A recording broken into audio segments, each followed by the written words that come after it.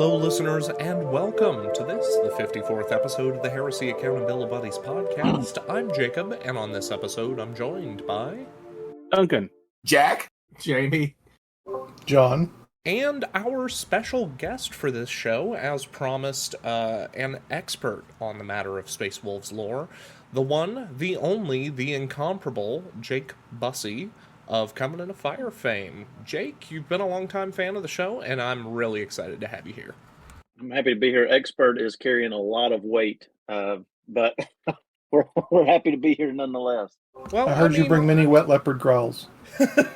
All the wet leopard growls have come with me, so. Unfortunately, the only parts of the Space Wolf lore that I'm allowed to be an expert in, people call me things like a nerd, or a dweeb, or stop being so salty and get out of your armor and fight me like a man. I mean, it's fair. Before we get into any of that lore, though, we know we've got to kick the show off with our regularly scheduled hobby progress. Who wants to hit us up? I'll go real quick since I don't have a ton. I found out the hard way that the new set of knives my wife bought are really sharp while I was making some stir fry this week, and decided to take a good quarter-inch off of a couple fingers. The nail part, luckily, not the fleshy, soft, squishy bits. So everything stayed inside of me, except for copious amounts of pain. So I haven't done a ton of hobbying stuff. I managed to finish off the trim for the knights, and I'm slowly gluing them together, work through the podcast tonight. I also got in the Redgrass Games Kickstarter lamp. Redgrass Games make that everlasting wet palette that a lot of people use. And they did another Kickstarter for a $200 desk lamp. And I can say it's a little pricey, but honestly, it is one of the best desk lamps that I've got. It's got two separate heads for directing light. It is the desk very firmly, and it's really movable. It's not like a hard moving that you can easily push if you're not thinking about it. So you can keep it out of your way. I've got 3 monitors set up, and I've got it situated in such a way that it's not in the way of monitors while I work. And it's daylight. Along with the movable heads, you don't have to worry about a glare and stuff like that. Honestly, it's a really good lamp. I also started using the RPG Chronicle RPG accessory brushes. We've seen a lot around. I finally got my Kickstarter in for those. I had to hell on the end because their Kickstarter, the distribution company decided to run off with a bunch of their product and a bunch of their money, and so like 3/4 of the American audience's brushes were stolen, and I got mine in. I've been using them all week, the Wolf tail brushes, and honestly, they're some of the better brushes that I've used. I usually go for Hobby Lobby brushes. I can throw them away after every project and slowly downgrade them through Blue. But honestly, these brushes are really good. I've been using, like I said, this one brush all week. Probably put in about 8 hours of painting, and it's just slowly starting to get that tip curl, so I use some conditioner on it, and it's starting to go out. So, really fancy brushes. Hobby-wise, that's pretty much everything I've got. I've got another... By the time the next episode comes up, I'll be at Warzone Houston. So if anyone comes, I'll look forward to seeing everybody there. I will go ahead and pass my hobby progress on to Duncan. So, this week I got some stuff packed up to send to John that's going out in the mail tomorrow. I did no real hobby work except for today, but I'm sitting here working right now on a Blood Angel Assault Squad. I'm finishing up the steels on the last 5 of these guys, so the metallics. I've already got all their gold, their red, their blacks done. I've probably got about 5 hours left of work on this squad, other than weathering. So that'll have another assault squad done for my Blood Angels. And then I've got some other squads to work on that I haven't done a lot of work on yet. But not done too terribly much. Getting back into the swing of it, thankfully, now that my hobby area is no longer infested with work-related activities. So I will kick it over to Jack. Jack, what have you done? I base coated all of the stuff. I think I had that done last show. All the stuff for the RFI painting challenge. The Stormbird is painted, highlighted, stuff picked out, deckled onto oil washes, then weathering. The exact same thing is done with the Thunderhawk. Stormbird only needs like missiles still attached to the wing, so that's like 3 minutes worth of stuff. Now I have one of the Cestus assault rams on the paint bench that I'm probably going to work on during the show. And then I'll get to the black one. That is going to be Destroyer Legion. And then I am going to knock this diatribe over to Jamie and what all he's done, because I have no voice in the hearse to talk. So, a lot of jack and squat. So, no, really all I've done is I've been working on fine-tuning some 3D prints that I've been working on for some of my friends. Mark 6 arms, and then they're not scaled up for the, they're scaled to the Forge World, the old Forge World Mark 6s, but not the new plastic ones. So I've been having to trial and error print a batch at a time. Then I've also primed, like all the tanks that I built last week, I primed them and base coated them this week. So, yay, more tanks. I know it's a huge shock from me. Did you get the world's most expensive Rhino done? Yes, it's actually in my case. Nice. You need to put up pictures of that and show everybody. Okay, I will. Yeah, the last thing, I mean, I finished that one, and I was working on the Whirlwind Scorpius. That's what I was working on after it. So, like, detailing work, but I hadn't done any on that this week. Pics or it didn't happen. I'll post some up. Sorry. Jake? Okay. So I was trying to think. I had a pretty bad spell of not a lot of hobby, and then went to an event and naturally got kind of hobbyated. And so since then, probably over the last month or two, I took one of my favorite models in the whole wide world, which strangely enough is the old Interrogator Chaplain model that came in, like, I think it was the 6th edition box set for $40K. And the first model with the smoke? Yeah, it had the smoke coming out, and I love that model, but I hate that it's a Dark Angel, so I did the only thing that you should do with that model and turned it into a Space Wolf. And so now he is my, I've got a Speaker of the Dead, which basically you cut off everything that looks Dark Angel-y. You put, like, he's got these little bitty knives on his belly, so you shave those down, and then you put bigger Space Wolf knives on top of them, and then you cover everything else in fur. And yeah, it turned out pretty good. I haven't painted him up yet. But I got that done. I actually won in kind of one of the surprise drawings. I got a box of 3 of the vibro bikes. What are they actually called? The scimitars? Yeah, the scimitar jet. These guys. So I got some of those things put together because I want to run them with multi-meltas because they worked really, really well against me with multi-meltas. And that's pretty much everything in the heresy space. I have gotten really deep into fantasy. So I've got like 100 rats in various stages of painted and or assembled on my desk in front of me right now. A bunch of guys at the shop are playing 6th edition fantasy until Old World comes out. So that's kind of been what I've been into, at least for the last few weeks.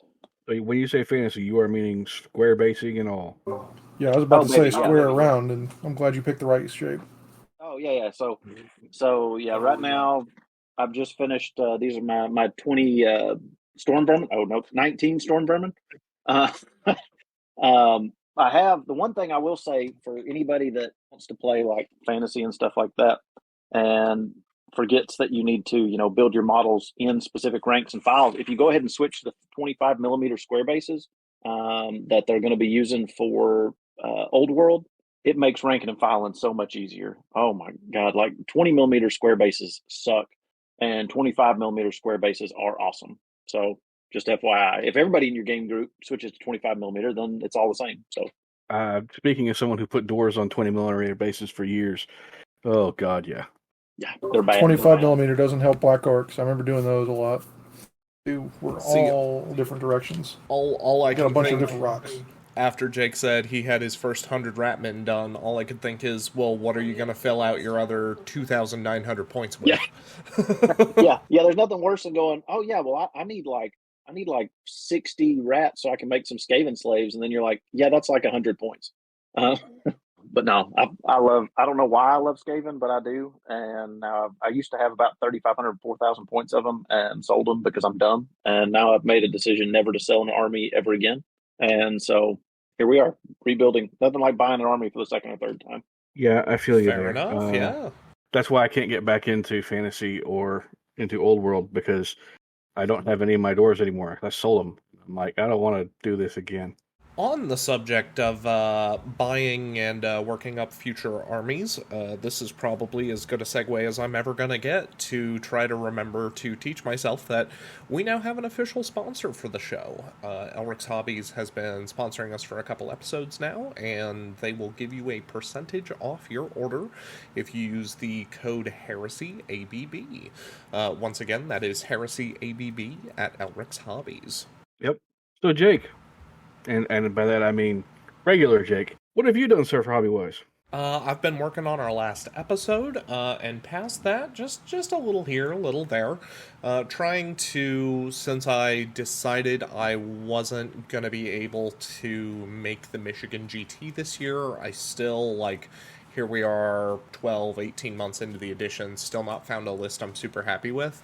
I'm just going to continue stepping back, and once I find a list that I really like, then we'll worry about what it takes to put it together and get it on the table, not build myself these deadlines of gotta be ready in time for this, because that's just kind of multiplying exponentially in a way that's leading to a lot of frustration and disappointment for me. But that's okay. That's all part of the process. Just gotta learn and feel out what I want to do and what this edition's gonna end up looking like for me. Well, I hope you find that list that you like, and I hope it strikes your fancy, and I hope it's fun. I sure hope so too. I've got to keep an eye out for it, but we'll know it when we find it, so to speak. Past that, with all our hobby progress, I believe, behind us, has everyone had an opportunity to go? Excellent. We'll go ahead and move into what I will count as arguably more so shocking to me than getting Demon Fulgrim in Forge World Resin. I'm going to file this as the X-Bat book. I completely did not see this coming. This was out of left field for me to see them moving those units out of Expanded into Core, and fingers crossed that means that we've got a real chance at getting a balance pass on some of those. Hopefully this is a chance to get those units rules moved out of not only the X-Bats, but also Legacies of the Age of Darkness. I think the ones that they mentioned coming specifically in this PDF are going to be Fulgrim, and a way to run late Heresy Emperor's Children, which is going to be a fun twist, because Third Company Elite, I thought, was already trying to pull late Heresy, but apparently we're getting some more mutation or combat drugs kind of things going. Almost like you see sort of with Word Bearers and their ability to corrupt their own units and such. I think we also saw Ultramarines, Iron Hands, and Salamanders also on the list. And they did confirm that the Salamander Adherence Squad, which was their X-Bat unit, is getting brand new rules. Unfortunate for everybody who may have played that unit or liked that unit, but hopefully getting those as something, if I recall correctly, the adherents were not Flamer support squads. They were super weird, and when an army already has the ability to take Pyroclasts as line choices now, they definitely felt a little awkward to me, so I'm excited to see how all that shakes out, and arguably even more so than any or all of that, I am thrilled, absolutely thrilled that we are getting stuff for legions which are not Imperial Fists and Sons of Horus. I don't know who decided, I don't know who's been listening, but I'm a big fan. I'm a big fan of whoever's been listening long enough to understand that if you just kept up this never-ending pipeline of Imperial Fists and Sons of Horus, people were really going to start to feel like this was 5th edition 40k, where it's like, okay, here's all this stuff for whatever other legion, and here's these Ultramarine units. Well, and I guess even current edition 40k has seen regular Marines unit drops. I get to a certain extent that Marines are like half the game in 40k, but neither here nor there. Big fan. Let's keep taking those Legacy and Core units, fold them into a publication, get them kind of tidied up and squared up. We've talked that some of them are outliers, but overall, I think most of us, myself possibly excluded, John's even made a, I would consider very potent opinion on the last show where he said even if those units are bad, they're good in that they are at least interesting. So it's Yep, I think if depending on how they go rebalancing, I would really appreciate being able to field my second unit of Fulmentaris without feeling like I'm a terrible person at heart. I mean, more so than Azarin and Y, but still. So, very, very excited to see that. Do we have anything else to end up talking about before we get to lore? Yeah, I saw a couple of non-GW Warhammer news coming out. So first up, PAX West, I believe, was this past week or week before. At that, they had a bunch of demo videos and demo handouts for upcoming 40K video games. The handouts were a really pretty Rogue Trader pin and stickers for the Rogue Trader game from Alcat, which is going to be the RPG player RPG. Also seen a few more gameplay videos of Space Marine 2. And then if you go to the Space Marine 2 website from Focus, looks like they've cut the cost of the collector's edition by about $60. So it's down from $300 down to I think $250 before shipping. I think shipping $bucks. So if you were thinking about getting it, a fancy edition with the Space Marine statue, waiting for it to go cheaper or something, it's definitely starting to happen. Which means that game is probably coming out pretty soon. Winter right now. Winter of 2023. I need to paint so many rat men before that game comes out. Yeah, I am definitely looking forward to grouping up with a bunch of listeners and killing many. I don't have a computer or a gaming console that was capable of running it yet, so I'm looking forward to, I think it's November, when I will have the money for the Xbox X. The expensive one or the cheap one? The expensive one, and I'll get that. I pre-ordered the PS5 version because I've already got a PS5, but I may get an Xbox. How many people I know that get one? I am just here being very thankful that it's like I have a couple things I need to take care of before I get Baldur's Gate, and then I need to finish Baldur's Gate before I pick up Starfield, and I have to finish Starfield before I pick up Space Marine, and I think the only thing that I am going to currently let cut in line might be the Cyberpunk DLC. So I need to get rid of Baldur's Gate soon. I'm almost done with it at this point. I've pretty much done almost everything in the story you can do, apparently, so I don't feel like another playthrough yet. So I'll get done with this, get more hobbying work time done, get the Xbox, and get Starfield, then get Space Marine.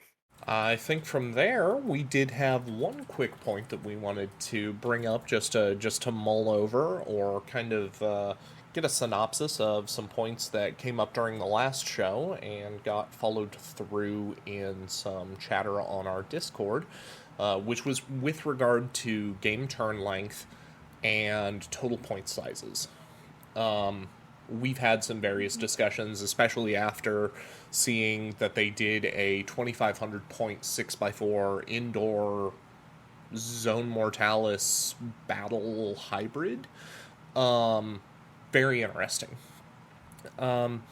Ultimately, there were some really, really valid points that got made with regard to I really want to make sure that if I show up to an event that I'm having the best experience possible, and for some people that does mean playing as many games as possible, so that even if they have a sour game, there's a greater chance to get 2 other games that'll offset that. There's also considerations to make, like what John brought up, where some people build armies that kind of rely on reserves tricks or need a little bit of time to cross the table, and moving to a turn 4 roll for 5 can sometimes be a very abrupt shift for those types of armies or those types of players. And we really just want to make sure, if nothing else, that we stress to our event organizers that, again, the earlier you can tell your attendees what the intended function and format of the event is, the better. I know that for my local game while I was heading those events, we struggled at times to hit 3 rounds in under 12 hours. And a lot of that's just because we all know each other and we're old men and we sit around and we drink the beer and maybe we roll some dice somewhere in that. And so there was a change made to the first 2 rounds, everybody will play, and then the third round kind of shifting to an optional, hey, if you want to stick around and play a third round, we can do that. We can count it toward event progress, but it's not necessary. We'll still do like prize draws and stuff like that after the second round.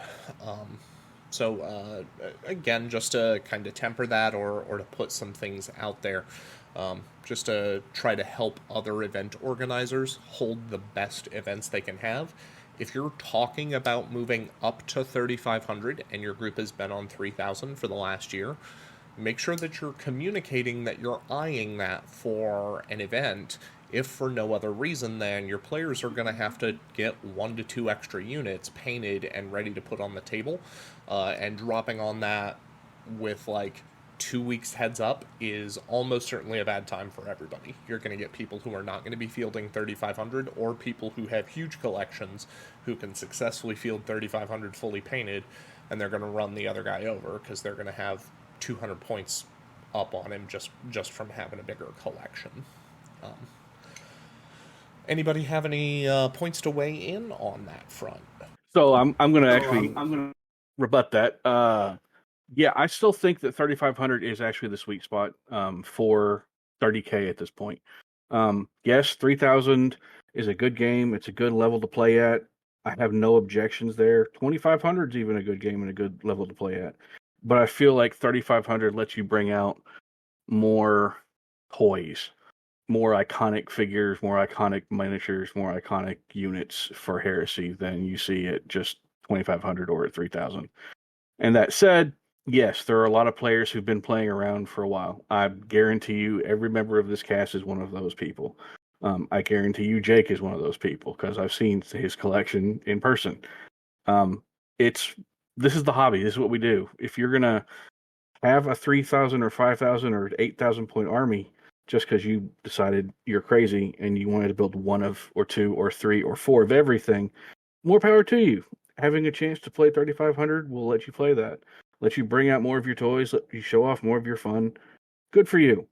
But time considerations wise, if you're playing 3,500, it's going to be a lot harder to get those 3 games in, unless you have people who are just click, click, click, right down the line as fast as possible.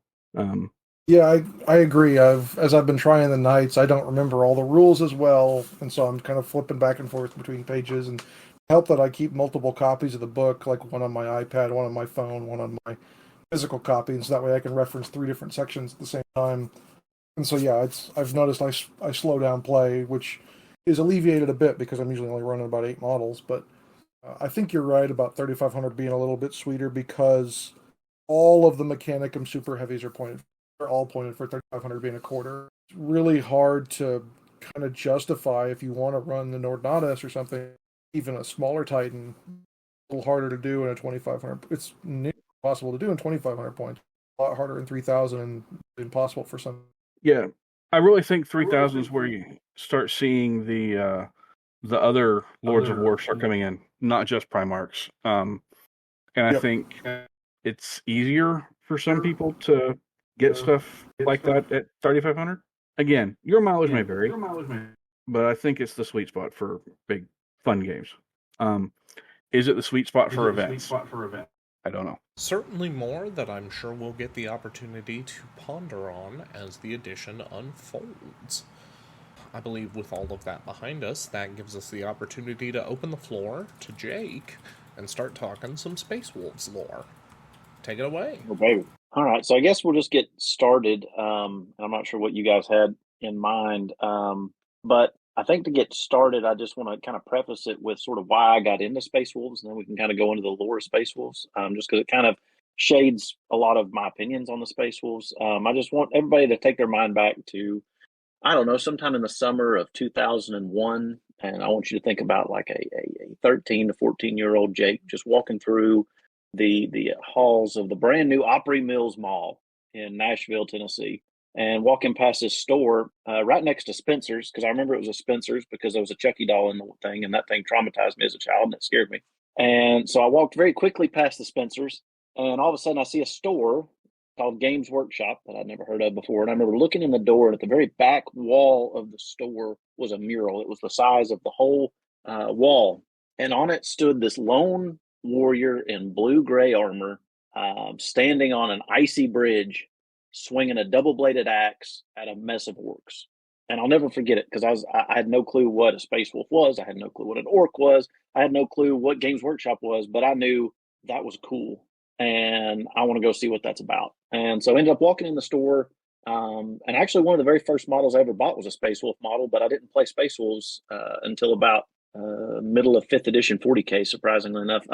But seeing that image, right, of just kind of this lone hero standing by himself, taking on a mass of enemies, I don't know. It's what got me, honestly, like, to be honest, like, it's what got me into the hobby because it's literally what made me walk in the door.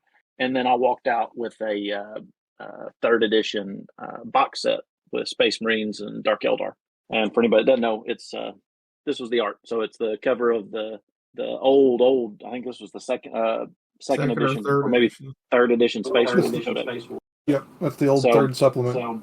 So kind of going from then, it took me a little while to get back around to Space Wolves. I got into them back in 5th edition, and another kind of thing, like I remember picking up the Codex because I was looking for a new army at the time to play, and you start reading on the back of the 5th edition Codex, and something that's always stuck with me. You know, you always hear the kind of in the grim darkness of the far future. There's, even in the grim darkness of the far future, there can still be heroes, and that's the Space Wolves. Like, it's all centered around how, like, one individual can make a difference, make a change, can be that true hero.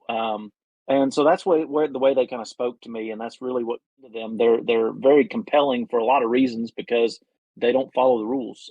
They do what they believe is right, kind of in spite of everything and everybody else. They have their own truth that they adhere to, and they don't really need anybody else to validate that. And I don't know. There's something to appreciate about that. They have a very unique style. They have a very unique organization. They play very uniquely, and they have these really interesting characters, and they've got a lot of lore and a lot of like Black Library stuff that we'll talk about here in a little bit as well. That's very intriguing. They're a lot more than just like wolf tails and scratching and sniffing and wet dog smell. Like, there's a lot more to them than that, even though they kind of get devolved down into that some. So that's kind of how I got into them. And like I played them in 5th edition, played them in 6th edition. And then once Heresy started, I sat and waited. It was very, very hard to not build a Space Wolf army until the models came out, because I knew I was going to buy Space Wolves. It's going to happen as soon as the models dropped. But I knew that if I did it beforehand, I would just make up a whole bunch of stuff that as soon as the models came out, I'd be swapping them out anyway. So somehow I found a way to hold off until they finally released with the Inferno book, and then it was full bore. So a little bit about the 6th Legion. Before Russ, they were founded, and they were part of that trefoil, which is kind of brought up a lot in the lore and in the books and the Black books and the Black Library books.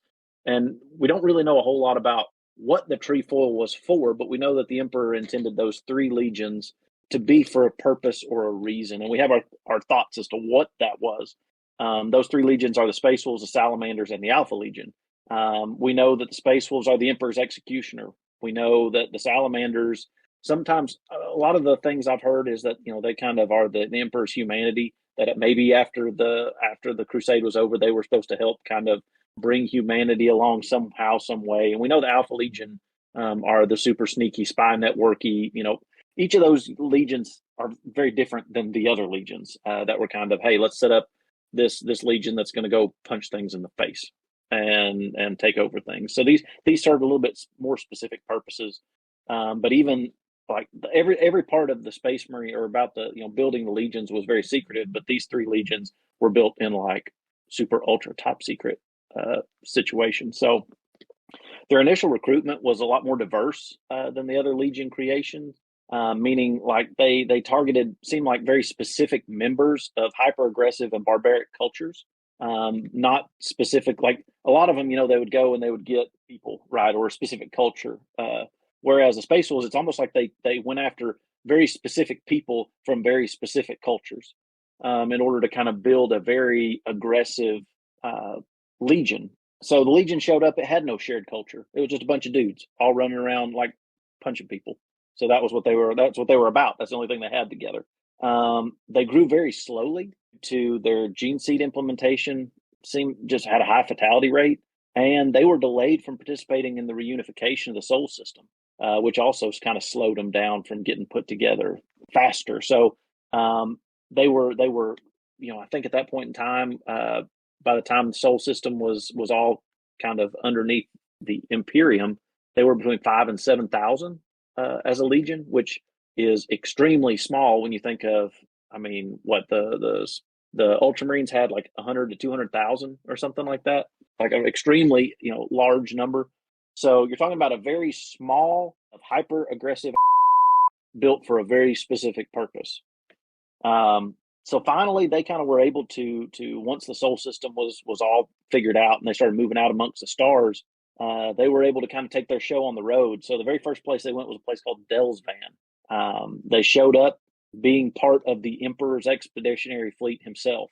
So they were attached to the Emperor. Once again, kind of showing this interlocking of how the Space Wolves are kind of tied straight to the Emperor as opposed to anybody else. A lot of people use the term lapdog. A lot of people use the term attack dog. Kind of keeps playing into that theme. So it was a far-flung system within the Segmentum Soldier, or excuse me, no, it was, my thing jumped.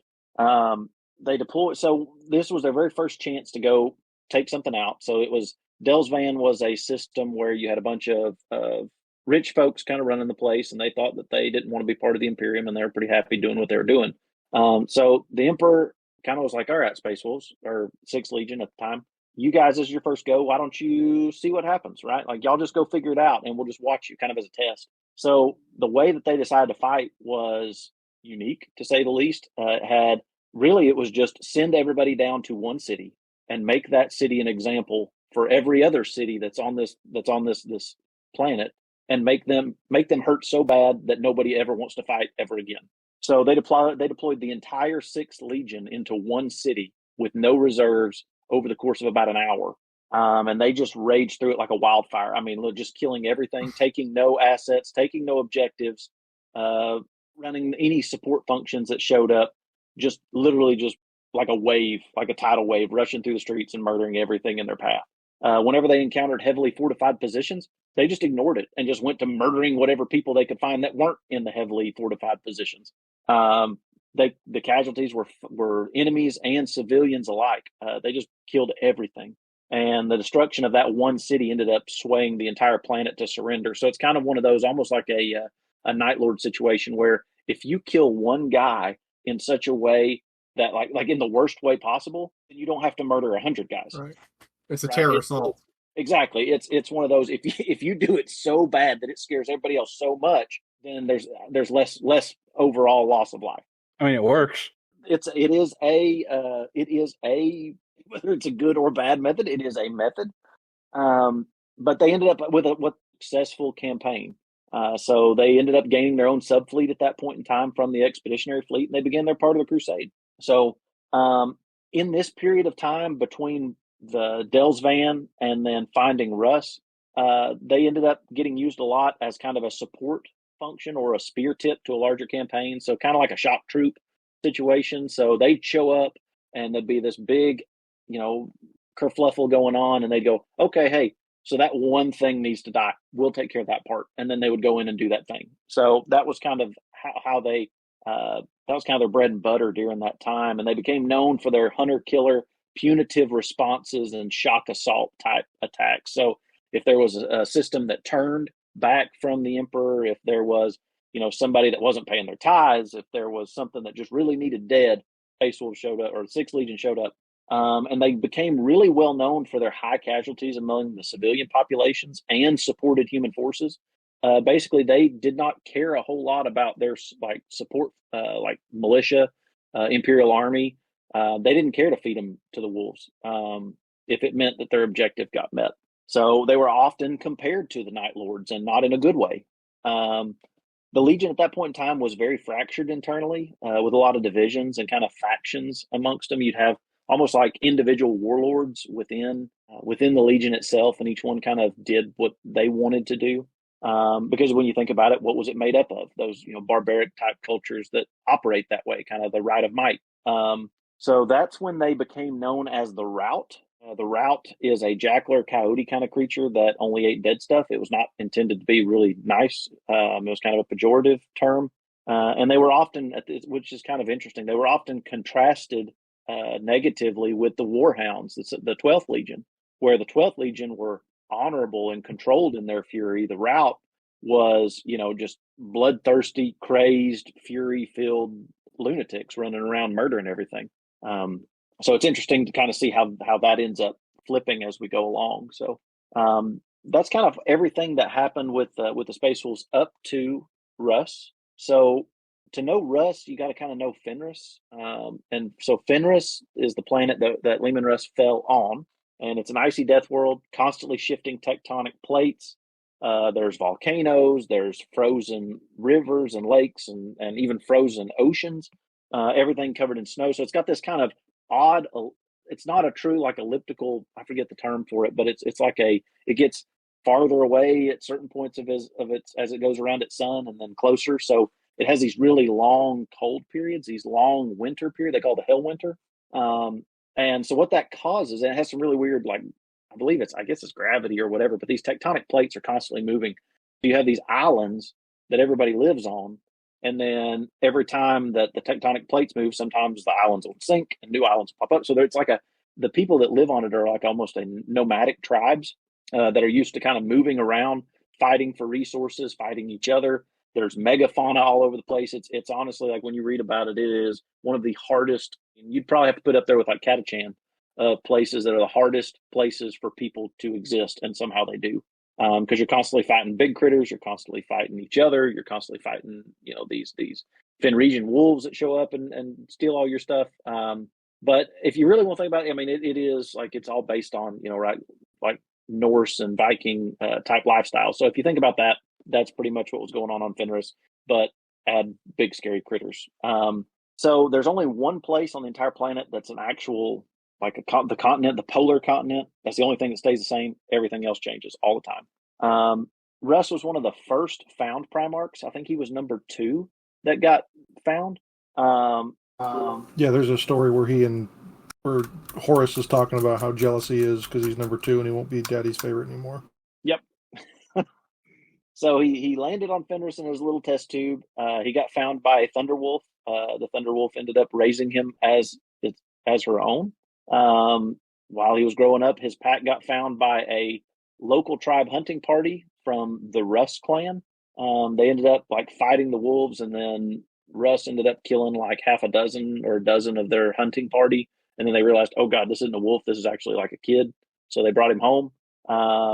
And then he brought his litter mates, Frecky and Gary, with him. And he was raised by the chieftain Thingir as his own. And he ended up, once Thingir died, Russ became the Wolf King and led the Russ people and fought 1,000 battles and won 1,000 battles. Pretty much became the biggest clan on Fenris, found by the Emperor at that point in time. And kind of in a classic, like same thing, right of might.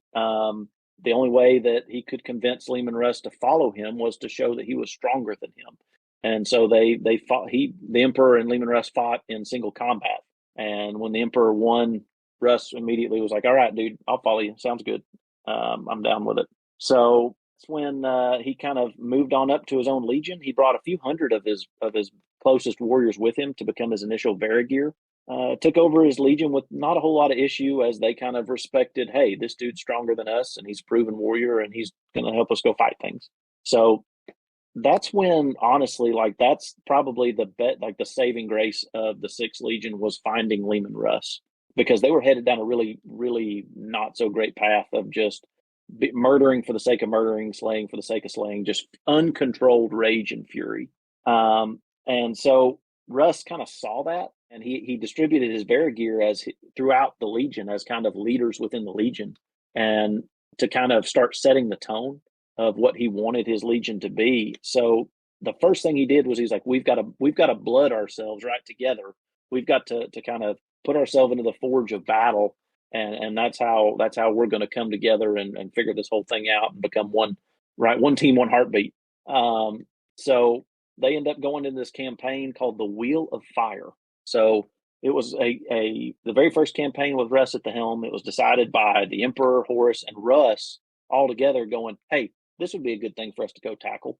It was the Wheel of Fire system is in the Segmentum Solar, but it's very way off, like in the corner, and it's full of orcs, and nobody really wanted to deal with it. It's kind of like the orcs you sweep under the rug, and you're just like, we'll worry about that later, because the amount of resources and time it would take to clear out dozens of systems of planets full of orcs, it just wasn't worth it. They tried a couple times, didn't work.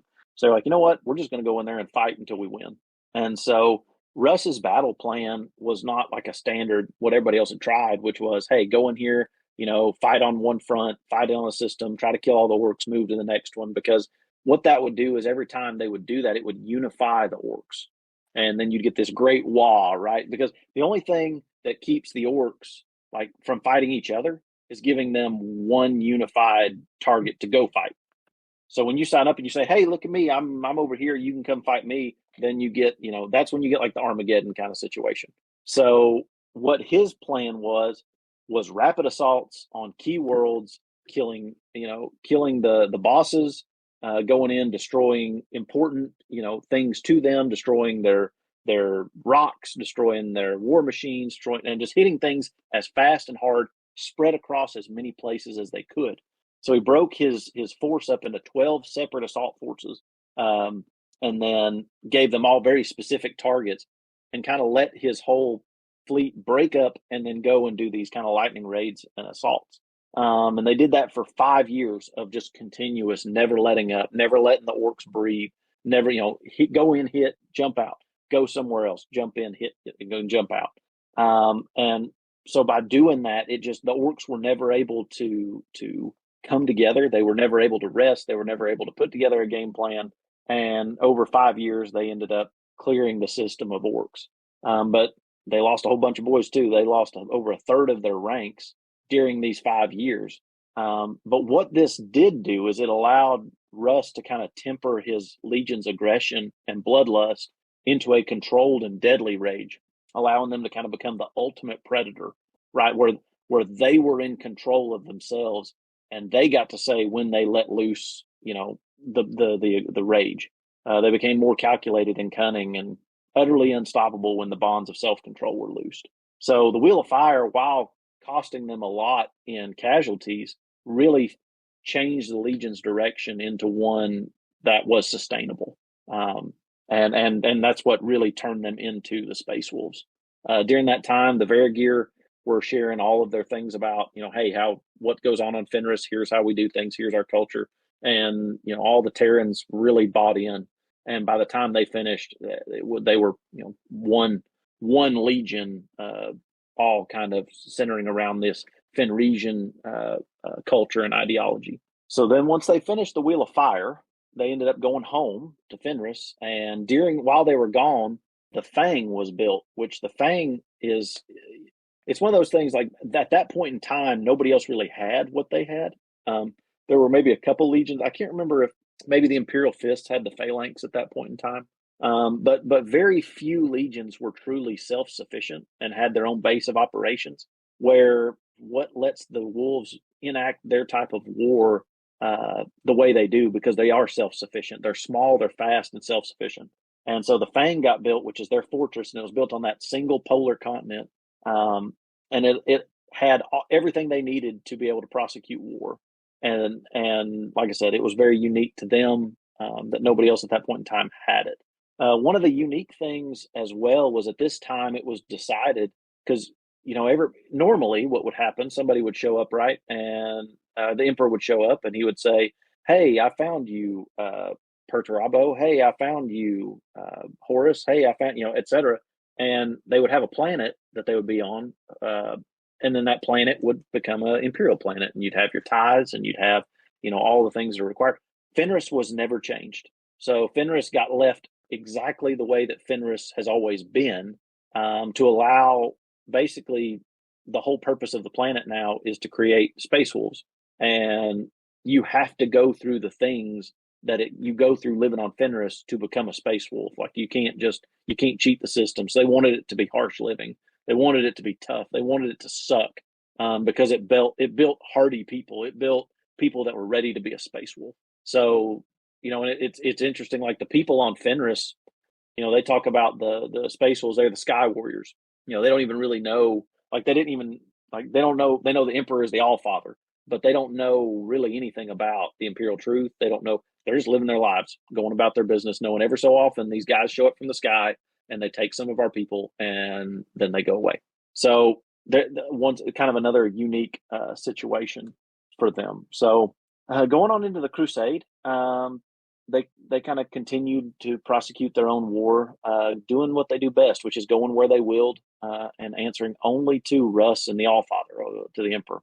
One of the things that's always kind of stuck with me as far as the major change in the Space Wolves at that point in time. I don't know how many of you guys have read Prospero Burns, but there's a section in Prospero Burns that I'm actually going to pull up here, where they show up and there's an expeditionary fleet that needs their help, and they hailed them, right? And so they show up, and basically he kind of one of the characters, his name's Ogvi, and he's talking with these humans, and they're kind of being snippy with him, and he kind of gets sideways with them, but he still shows, hey, listen, basically he's like, I need you to send me an email, right? Because that's what we do. We say, when you're in work and somebody tells you something and you're like, okay, that's all fine. I need you to send me an email so that way I have the paper documentation to back up what you've said, and then I can respond to it. That's kind of basically what happened. He was like, we're willing to help you, but when we show up, we're in charge, and we're going to do this thing, and we're going to knock it out of the park, and you guys aren't going to tell us what to do, and you don't get to tell us where to be or anything. We're in charge. And they're like, as soon as you send me an official notification that says that you agree to all that, we're not doing anything. And so Hauser, which is the kind of the human character that we're seeing, the whole situation through, is kind of sitting there like, well, why am I here, right? And why am I seeing all this? And so Ogbai looks at him and he's like, did you see what I wanted you to see here? And Hauser's like, yeah, you just intimidated everybody. And so he says, to read from here, he says, did you see what I brought you here to see? And Hauser says, that everybody fears you. And Ogbai grins and he says, that, yes, but also that I abide by the code of war. We abide by the codes of war. The Vilca Fenrica abide by the codes of rule.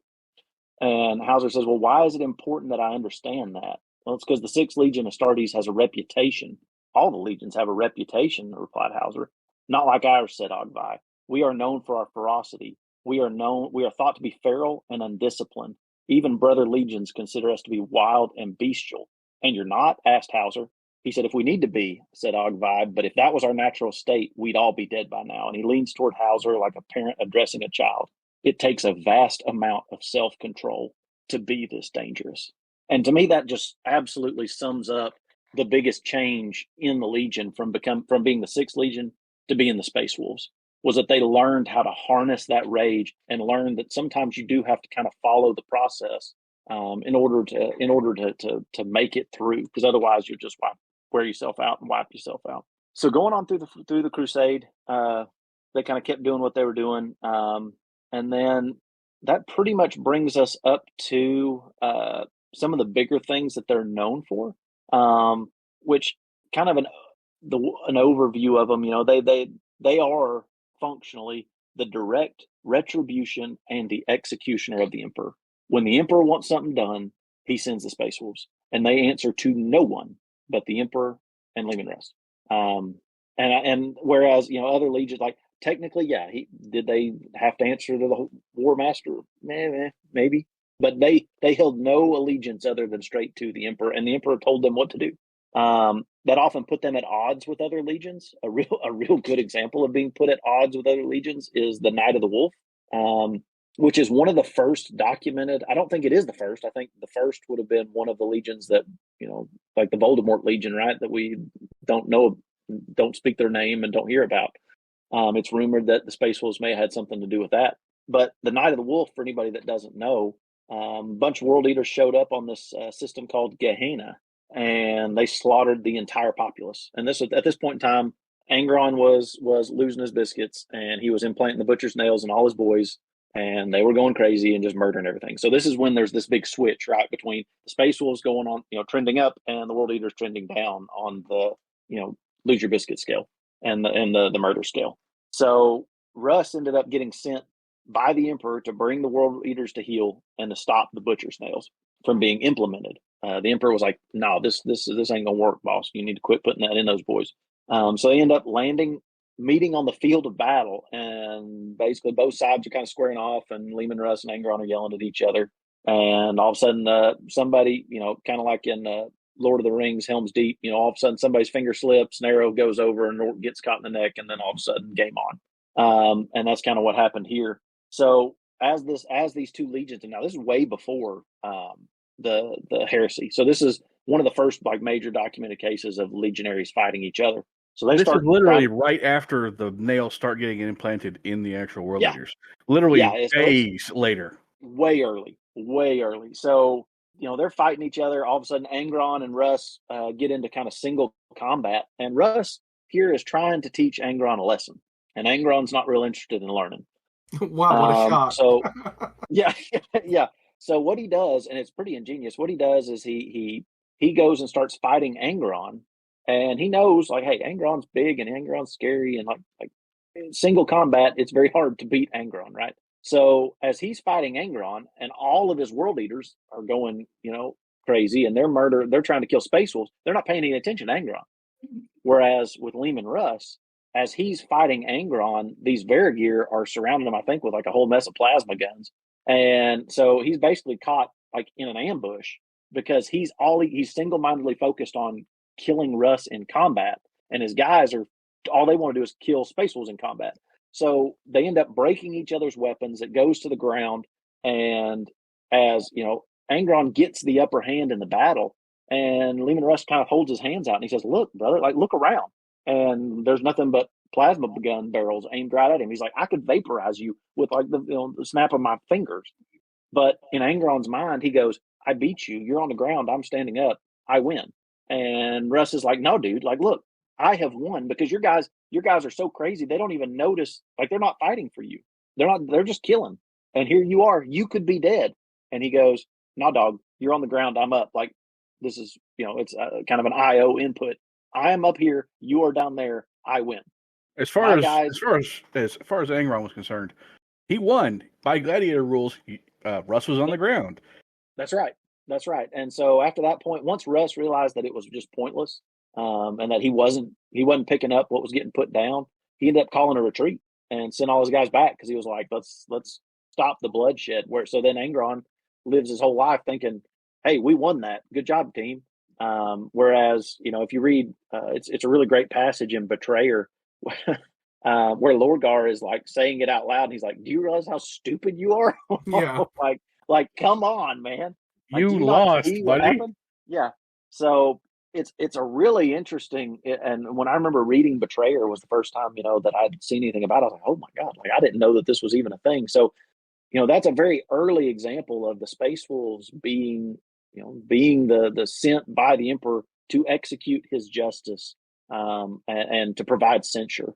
The other big one, right, is Prospero. And I think that's what really, gets a lot of it ties, the Space Wolves and the Thousand Sons together in a very, very special way. And so my notes here actually start with Prospero. There's a lot of different points and different stories, and depending on what lore you read, talks about kind of how this happens. There's some parts of the books that say that the Sons of Horus really manipulated the information and the conversations that were going on as to what Leman Russ was supposed to do. Some people think that Leman Russ just went kind of crazy and ignored his orders. I like to think it was probably somewhere in the middle, from especially from reading the Prospero Burns section on it, where Leman Russ did not want to do what he had to do, but he had to do it, and so he did. So he ends up going to Prospero. They come down on the planet. Magnus at that point in time is hiding up in his tower being a big crybaby because he figured out, oh man, I really did mess up and Daddy's really mad at me. And so his boys all down on the ground were like, nah, boss, we're not going to go down with the ship. We're going to fight. And so things get weird. Lots of witchy poo stuff. Lots of bolts flying through the air. Lots of dead people on both sides. What it ends up happening is Magnus finally decides, you know what? I'm not going to sit up here and just cry anymore. I'm going to get down there and help my boys. So him and Russ meet on the field of battle. Russ basically does the Batman Bane, like break the back over the knee kind of situation on Magnus, and Magnus crawls himself into a psychic hole, and all of the Thousand Sons magically leave Prospero. So once again, kind of another situation pre-heresy. I think that's what's unique about them too, is there's two instances right there of open warfare against legions by the Space Wolves before the heresy was even the Horus heresy, before anybody even knew that Horus was bad guy. And really that's when you think about what did the Space Wolves do during the Horus heresy. Everybody talks about Prospero, but it really happened before the Horus heresy. During the Horus heresy, they were very broke up, and ended up, kind of getting broke up into their little watch packs, where performing that function, right? That ever present watcher and executioner, where they'd send these little packs out to watch each of the Primarchs. And there's some really good. If I know a lot of people don't seem to like it, but Unremembered Empire to me is one of the better books in the Heresy, and I don't think a lot of people like that when I say that, but I love it because it ties together so many different storylines. And I'm not a big Dan Abnett guy normally. I appreciate what he does, but his books I don't appreciate them as much as a lot of other people do. But the way that he wove together all of those storylines in the Unremembered Empire to me was masterful, and I really liked the story. That I loved everything that came into it. I loved when he tied all the knots together, and I love everything that came out of it. And in that is a really interesting piece with one of those watch packs showing up to hang out with Gulliman. So that was kind of a lot of their function, and then a bunch of other stuff happened in the Heresy. But their biggest contribution in the Horus Heresy is Prospero, which happens prior to the Horus Heresy. So really, the biggest takeaways from kind of their lore and their legion is that they answer to no one except the Emperor and themselves. They were considered nothing better than attack dogs by some legions, and that only got worse as they got more more cultured by Fenris. People tended to take them less and less seriously. But one of the statements from Book 7, their comment, the way they felt about it was, of such opinions or considerations, the Space Wolves cared little. They knew well enough that they were not the builders of empire, nor were they the watchers on its walls, nor lockstep soldiers who cared for bright pageantry and meaningless contests for rank and perfection. They were predators. Thus they had been made, and woe betide any who fell into their jaws. And so they were the purpose-built weapon, and they knew exactly what they were made to do, and they were perfect at their execution. They were organized into great companies, as opposed to into chapters or companies, typical companies. They were smaller, semi-autonomous forces able to quickly prosecute war in the ways of the Sixth Legion. So kind of the way that the Space Wolf Legion was set up, it was also set up further down from that. So you had all these little splinter cells that kind of went off and did whatever they needed to be done. And they were typically more infantry focused, allowing for their rapid deployment and their way of doing battle. They were real bad to they hated doing sieges. They wanted to be the tip of the spear. And so that's how they kind of build their legions, and that's kind of how they set up to prosecute war. I have a couple Black Library novels listed. There's actually a really good list, and I forget what it's called. But I looked it up. I think it's called Tillman's Heresy or Lilman's Hell. I'll find it. But it actually has all of the Black Library novels broke up by legion, so you can look up. Hey, I like Space Wolves. What all has Space Wolves in it in the Horus Heresy books, and it'll give you, hey, here's the main books about them, and then here's where they're kind of pop up. But it also does it by some of the conflicts as well, which is really, really interesting.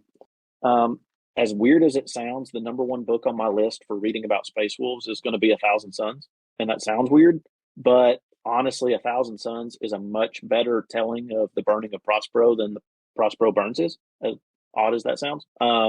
It's a great book, and the way that the Space Wolves are presented in it is excellent. They're also portrayed in Betrayer. We talked about that, talking about the Night of the Wolf.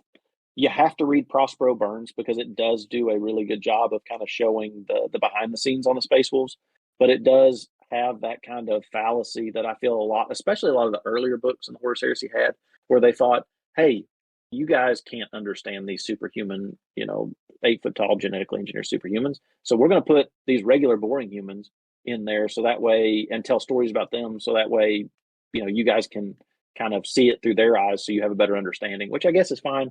I also am a really big fan of Eaters of the Dead, the book by Michael Crichton, which is what Prospero Burns is basically. Yeah, exactly. 13th Warrior for people that, that watch the movie.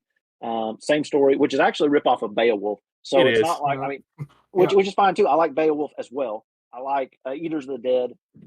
Prospero Burns to me is basically it's a 30K ripoff of Eaters of the Dead, trying to tell the story the same way, which I kind of get and I can appreciate. But to me, it spent way too much time focusing on Hauser himself, and not like one of the most telling parts of the book is when you get to the end and you're like, all right, here's the payoff. I'm reading this book called Prospero Burns, and I'm about to see Prospero burn. And he's like, all right, we're finally here, buddy. We're going to talk about Prospero Burns, but I'm not going to tell you all the other stories because you've already heard all those. Here's my story on Prospero. And it spends the whole time talking about him like wandering around and doing jack all. So it's like, well, that sucks. So yeah, you basically have a book. They called me a nerd. They locked me in a closet. It was really weird. Yeah, he's like, this is my telling. I don't want your telling. I want to see, I want to see the Space Wolves. Like, and you get that. That's what I'm saying. That's what in 1,000 Suns. The Primarch books were pretty good too. The Space Wolf book talked a lot about the Archangel fight, and then the Archangel book had some wolves in it as well.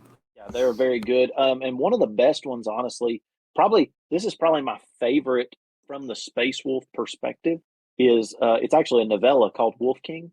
And it tells the story of the Anaxis Nebula when they're being chased by the Alpha Legion right after Prospero, when the White Scars show up and they're like, and the Space Wolves are like, hey, you need to kill these Alpha Legion, and they're like, we don't know what's going on, things are weird, so we're just going to sit back and just kind of see what happens. And so, but it's a really good because it actually you get like in the mind of Russ, and it does a really good job of kind of breaking that apart. So I would definitely suggest reading that. I also have a couple things here. If you like Beowulf, you might like things like Eaters of the Dead, which is honestly, I'm a big Michael Crichton fan, and Eaters of the Dead is one of my top 4 favorite books. It's just it's great. And then also, I rewatched the movie a couple weeks ago, and it holds up really well for being a 90s movie. Yeah, for being what it is, and especially back then when they didn't seem to care as much about sticking to kind of the the source material. They did a really good job. No complaints. I've always loved that movie. It's been one of my favorite movies in the Viking genre for pretty much since it came out when I saw it in the theater. Norseman's pretty good too if you want that. I was about to say the Northman. That one, if you want to get in the mind of like what is it like living on Fenris. It is a wild movie. It is a weird movie. It is a long movie. I don't know that I actually even enjoyed it, but it was definitely worth watching. Like it is an experience. It's a mind screw from almost the beginning, and it's just it's just a mind screw. It's a really good movie. It's really quality, but it's so strange. Yeah, and what's crazy, I was actually reading on it, and they were saying that it's probably one of the most period accurate film. Like there is fantasy punk, but like from this is how these people lived, and this is what they believed, and this is how they went about their business. It's one of the most like period accurate Viking films that has ever been made. And they found the boat. They found that buried boat a couple years ago with the dead guy. Oh yeah. Yeah. And that final Holmgang fight's nuts.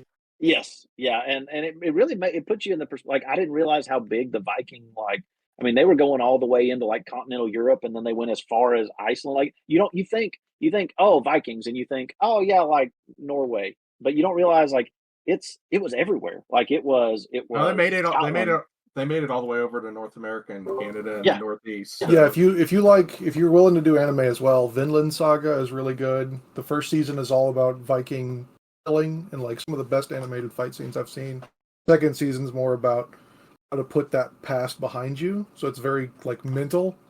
The first season a lot really good killing and slaughtering and things like that. I think if there's one thing we can all agree is that the Space Wolves definitely Vikings, and Vikings are cool. But the twist on it is still buried very, very deeply in the original saga still.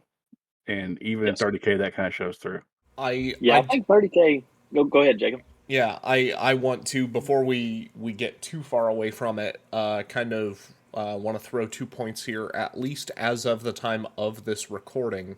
Dan Carlin has done a sort of epilogue to his Norse Hardcore history? Yeah, well, so he's done an epilogue to the Thor's Angels. That's what it was. The Norse Viking section that he did, called Twilight of the Aesir. Strongly suggest that if people want to get, just like we were talking, a little more historical context on Vikings, and figure out if or how you want to try to interleave that with some of your Space Wolf mythos. And also to kind of hinge off that, is to say that your point about early era heresy Black Library novels where they did have human characters running around. Thankfully, like, I had somebody warn me going into it that Legion was going to be that way.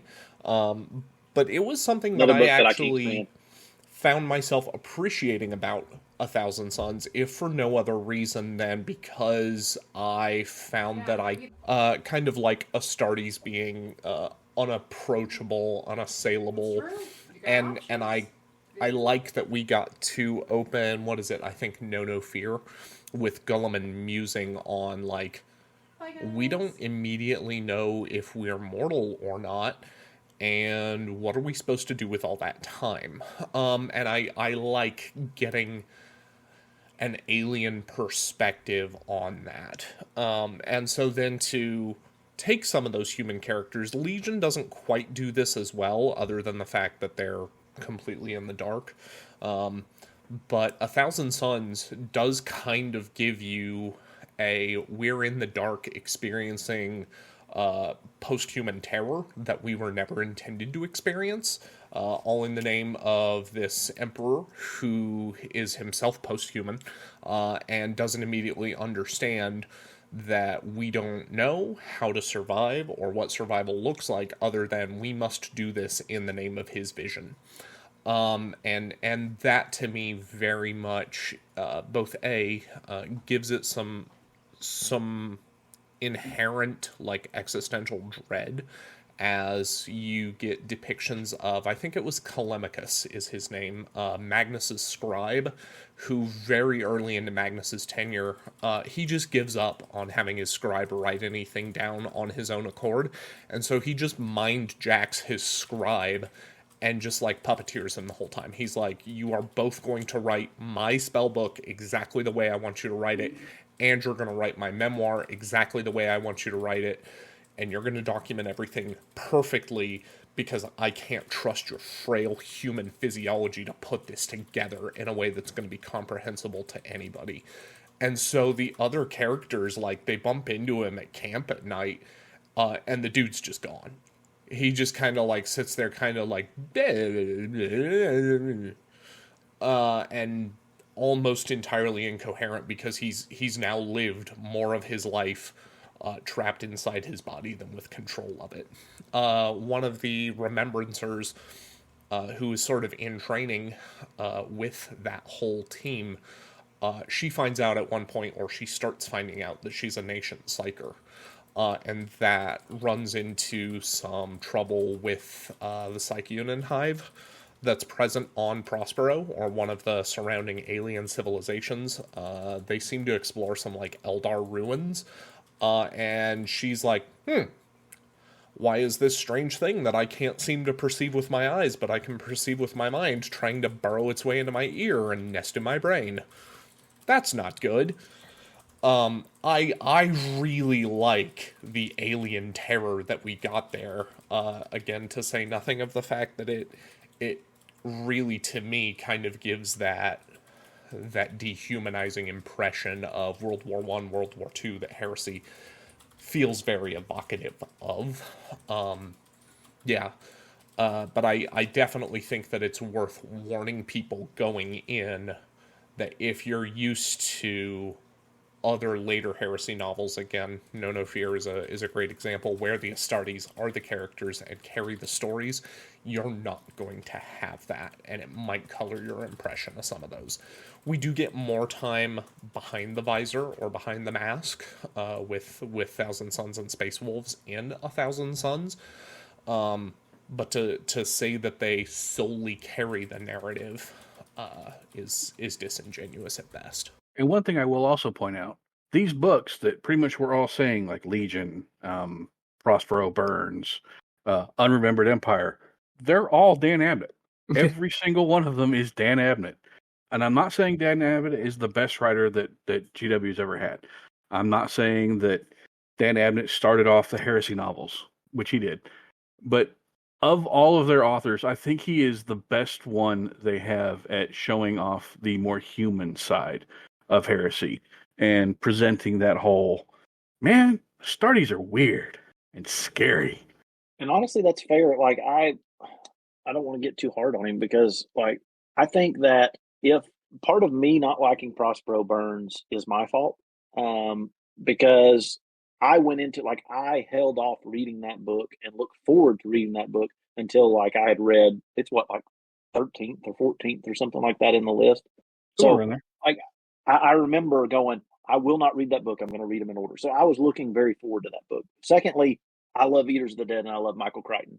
So to me, it was already like I was familiar. Like, I think if I wasn't as familiar with the style of that writing and I wasn't as involved or as, eager to read that book and thinking of, like, the whole time I'm reading these other books, I'm like, I wonder how we're going to do Space Wolves. I wonder how Space Wolves are going to be. So I think I kind of built it up into something in my mind to where it disappointed me when I got there. I think if I wasn't if I wasn't that excited about it, and if I wasn't as familiar with the trope or the method of storytelling that he was going to use, maybe I wouldn't have disliked it as much. And like I said, I've read it more than once. I've read it 2 or 3 times, and I do think it is, like, I don't want to discourage anybody. If you play Space Wolves and you haven't read that book, like, you need to go read it because there's some really good stuff in there around the Wet Leopard Growls. But there, like I said, it's extremely human centric and extremely, the storyteller perspective centric. That wasn't my cup of tea. I'll say that. But there are some really good things in there. There's some really great going back into the lore, and I think it does a really good job of kind of opening up the Space Wolves to being a lot more than what people think they are. I mean, whenever I was playing in 5th edition, I had my Wolf Lord on a Thunder Wolf mount with a wolf tail talisman and a wolf claw and it's all like Wolfie McWolfers and Wolferface, right? And then it's all just wolf tails everywhere. And I think that Heresy #1, but especially Prospero Burns #2, does a really good job of opening up those other things that are part of their lore. The more Viking, right? Like the more, you've got like the knotting, you've got the animal mask, the leather masks. You've got, all these different things that aren't just, hey, we got long teeth and we like wolves, right? So I think it does a really good job of kind of opening that up, and Heresy does a very good job. Like, if you look at the difference between the Heresy models versus kind of the more 40K models, I like mixing the two together because you can get a really good balance of things and really kind of dress your army up. But it is a much more noticeable push toward, hey, we're going to put wolf tails on everything, and we're going to put wolf pelts on everything, and we're going to call everything a wolf this and a wolf that when you get into 40K. But Heresy, they have a much more rich history, I feel like, and they have just a lot more depth than they kind of had before Heresy showed up. So I definitely appreciate that about the new lore that's come out with the Black Books and kind of what they've carried on. I hope that I'm going to be able to, in spite of my personal bearings, give a nuanced take on behalf of a buddy of mine. I think he's a listener for the show, but I can't swear to it. To my knowledge, he has read everything Black Library's put out, and that's come with a little bit of salt as we've tripped our way into Solar War and some of the shift that he feels like's taken place around that. On behalf of his take, where yes, he very much wants more of the Heresy era Space Wolves as Space Vikings rather than what they become more of, Space Werewolves in 40k. His biggest complaint about the direction that they have chosen to take the lore for Magnus and Russ ever since approximately like the fact that we got Book 7 and Plastic Demon Magnus within about a year of each other. His number one complaint to getting Demon Magnus and some of the adjustments that have been made to the lore around that, and to an extent that includes Prospero Burns, is that he feels like we lost out on what was very deliberately set up for a Greek tragedy with Leman Russ and Magnus, where both of them are the fool who got played by their respective side. Much as I said, you've got these human actors who are out here experiencing horrors beyond their comprehension for a living God who doesn't know what their life has been and doesn't care. They just have a vision that they need enacted. That very much ends up being the case for both Russ and Magnus, or at least it was before some of the adjustments that we've had since then.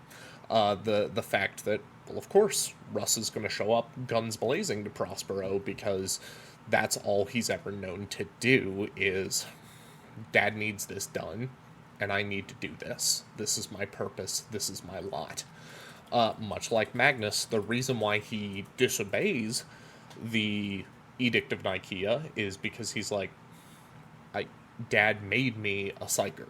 Dad made me to perform these rituals and cast these spells, and he's the one who taught me to astral project. He taught me what creatures here in the, I believe they just referred to it as like the Endless Sea, before it became known as the Warp.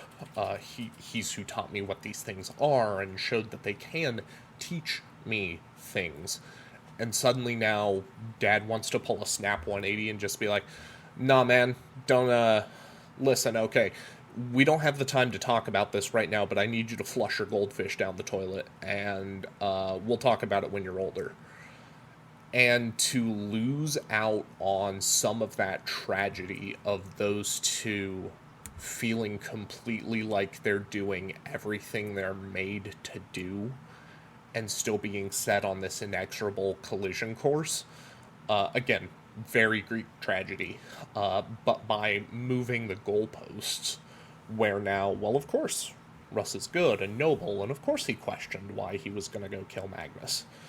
And then setting Magnus to just turbo evil and just be like, oh yeah, he's just been trapped in his tower in the warp for 10,000 years. Of course he's ready to go and throw Terra into the Eye of Terror and let the galaxy burn.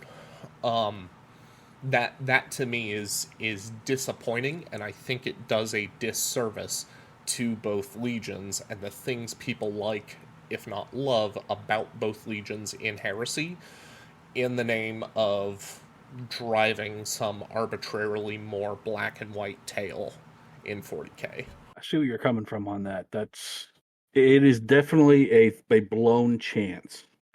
And I say this as someone who pretty much has read everything Heresy related and most 40k stuff until recently. So yeah, I definitely see where your friend's coming with that, and I definitely see where you're going on that, because you're right. Yeah, I definitely appreciate the I think there's a mess of short stories that you get, and the names of them all escape me, but you really get, after Prospero, you get a really good picture of kind of, Ahriman and Magnus, hit the shards of Magnus, trying to figure out like what's going on in the warp. Everybody's just kind of, devastated. Nobody really knows what's going on. You get a really good look into Magnus and kind of him looking on himself and what he's done and what's happened. And then you get And to me, that's what makes Wolf King so compelling as well, because basically Wolf King is it's like an O.J. Simpson, Bronco down the interstate police chase through the nebula, and the nebula is getting smaller and smaller and smaller. And I mean, and while they're being chased, it's the second movie in the Star Wars sequel trilogy, right? Same thing. Where very Mad Max Fury Road. Right, where you're driving and they're chasing you, and you know that you're driving into a wall, but you don't know what to do, and so you've got that pressure, and then on top of that, you have Russ, trying to comprehend what he just did, by attacking his brother and all the things that are going on. Well, and of course, all that's happening while he's being beset by Alpha Legion, who aren't immediately like killing dudes out in the open. But dudes are definitely coming up dead, and mysteriously it's always an Alpha Legion dude on the other end of the phone. Yep. The one time he gets another voice who's not Alpha Legion on the other end of the phone, it's the White Scars, and he's like, hey man, real sorry, I'm on my way back from Prospero, I had to put Magnus down, to which the Khan is just like, you did what? Lose my number. Yeah, exactly. And so you basically, the whole much of the book, you're actually put kind of in the mind of Russ, where he's like sitting in his room kind of pouting, right? He's like, what am I supposed to do now? And so as he's trying to walk through I did everything, kind of what you're talking about, right? Like, I did everything Daddy told me to do, right? So how do we make this work? And I think that's what makes Wolf King so compelling. And honestly, it's my favorite piece of Space Wolf Black Library literature. Yes, what's been written. I would definitely suggest anybody that wants to know more about Space Wolves, or it's a really good read, especially following kind of all those things that happen. Especially if you've read the White Scars story too. The White Scars. I know we're not talking White Scars, but they've got some of the best Black Library stuff going. But it ties really well into those existing stories, because it kind of tells, like, you get a little blurb of it whenever I forget which one it was, where the White Scars are going to Prospero to be like, I got to go see what you did, because I don't understand what's going on. And so you kind of get a blurb of this, and then Wolf King is the story. It's kind of like the Rogue One happening, in the middle of that. So it's definitely go pick it up and read it, because it's great. Do any of us have any final thoughts kind of on our way out the door with this episode? With that said, thank you so much for joining us, listeners, on the 54th episode of the Heresy Accountability Buddies podcast. Here's hoping that we'll get the lovely opportunity to get Jake to join us for the next show as well, to be able to go over the Space Wolf units and rules. From there, I've been Jacob, and I've been joined by... Duncan. Jack. Jamie. John. And once again, yes, the incomparable Jake Bussey of Covenant of Fire fame. Thank you so much, both Jake and our listeners, for joining us this episode. And remember, stay accountable to your hobby and to your buddies, and we'll see you here next time.